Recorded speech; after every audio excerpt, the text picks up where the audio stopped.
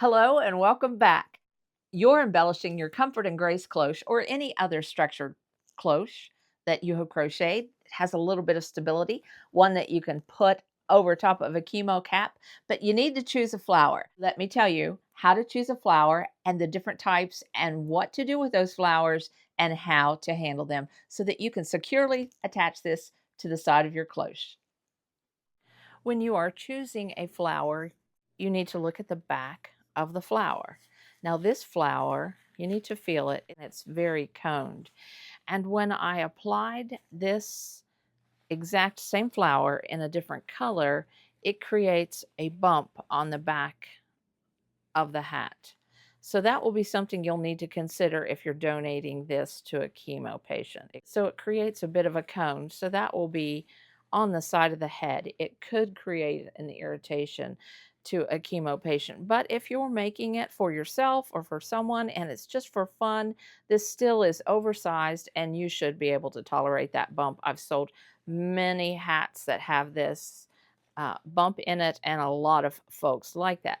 Now, if you would like a flat application, show you in just a minute how you can fix that if you want to use one of those um, cone flowers. But this flower is very flat on the back.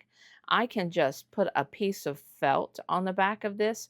I've already glued this together to make sure it's going to hold together.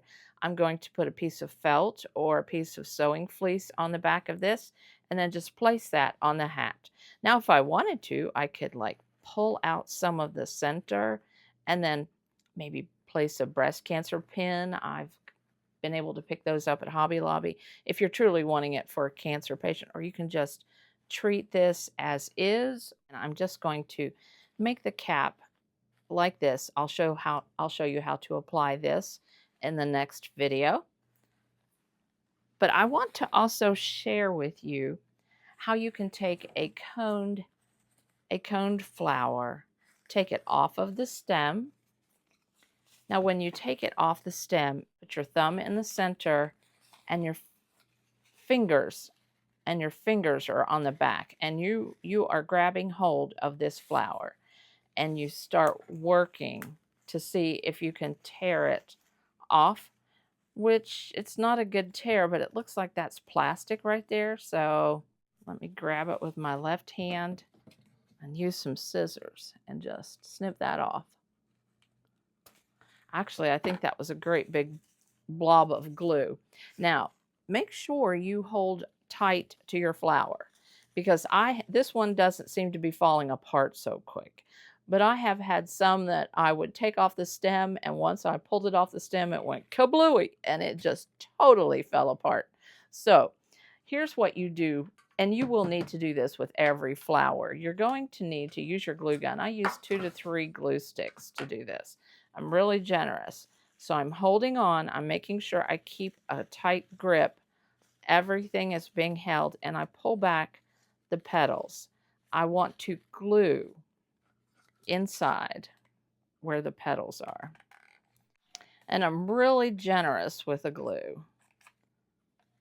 Get that in there and then just push it up and hold it and then turn and go to the next area, but I'm holding on to this flower very good in the center. Get my glue down in there and push it up and move.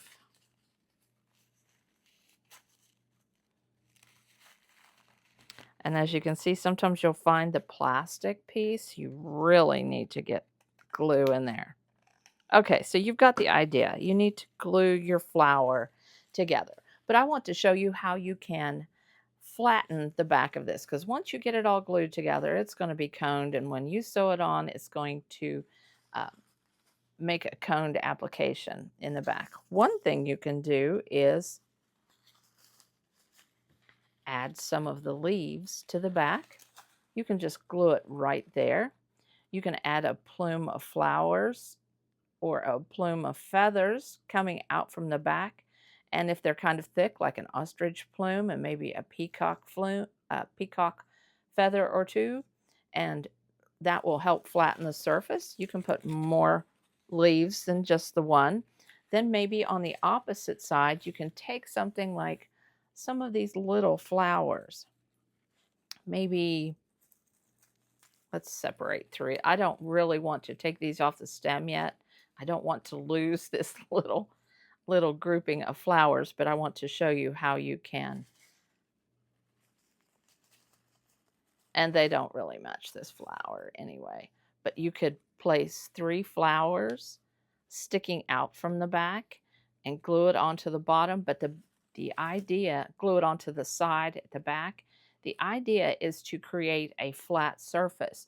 One thing that I have found really handy to do is to take some smaller flowers that I've picked up at the Dollar Tree, and then you can just use the petals and you can place them in layers on the back of the flower. Just place them in layers.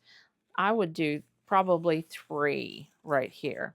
So I would put 2 right here, 1 coming out this way. Let me pop these flowers off. Okay, so I popped 3 off. I can pop them back on.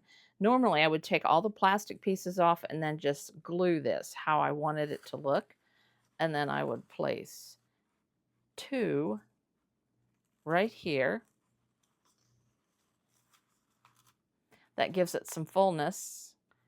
And then place a 3rd sticking out. Let me pop this over. And then that adds. It doesn't match this flower, but then that adds to the beauty arrangement that you can put on the hat. You could add flowers in there. There are so many ways that you can embellish the back of a coned flower so that it will flatten out. Then after you get all of that done, you glue that piece of sewing fleece to the back of the hat. All right, so that's how to handle the coned flower. And then remember, there's the flat flower. You could put stems coming out from this flat. You can do whatever you choose. The idea is to have a large flower for the center. These little flowers are just absolutely adorable, and they would be perfect to put a vintage pin in the center and some beads. And they're not too flat in the back, but these would be beautiful to have feathers coming out from the side. Whatever flowers you choose, if you're making this for a chemo patient, remember you want the inside to be flat. You don't want it to be coned. And sometimes you may want to take some of the center of the flower out. I especially like this vintage brooch. I think that is just so pretty. It's a good way to repurpose and recycle. It's a good way to make a memory hat, a keepsake hat. So there's my little quick tutorial on how to choose a flower and how to choose the embellishments. You can use whatever flowers you want. Maybe you want to make an arrangement of little flowers, but then just remember that you will need things coming out from the back to flatten the back, so that you can add a piece of sewing fleece. You cut it out in the size that you need. I generally eyeball it and go larger. An oval is a good place to start. Some arrangements are rather big. The key is to cover all of the pokey pieces and all of the things that are sticking out with a piece of fleece, and then you go through with a needle and you catch that fleece while sewing it to the side of your hat. Well, this concludes the little demonstration on what flower to choose to put on your hat. Be sure to watch the series on how to crochet a heavy-duty cloche so that you can make these for chemo patients. Chemo patients can wear this oversized hat over top of a tight-fitting chemo cap so that they can feel beautiful. It's my mission to help others feel beautiful during their chemo treatments. This hat is beautiful enough to donate without embellishments, but adding a bit of embellishments would make ladies feel so beautiful and so happy. If this was helpful, I'd love for you to comment and share this video. Maybe give me a like and a subscribe, and tell others about what you're doing to help comfort those that are going through chemo and radiation. It was really good to have you on my side of the mountain. I hope you'll come again soon. Bye.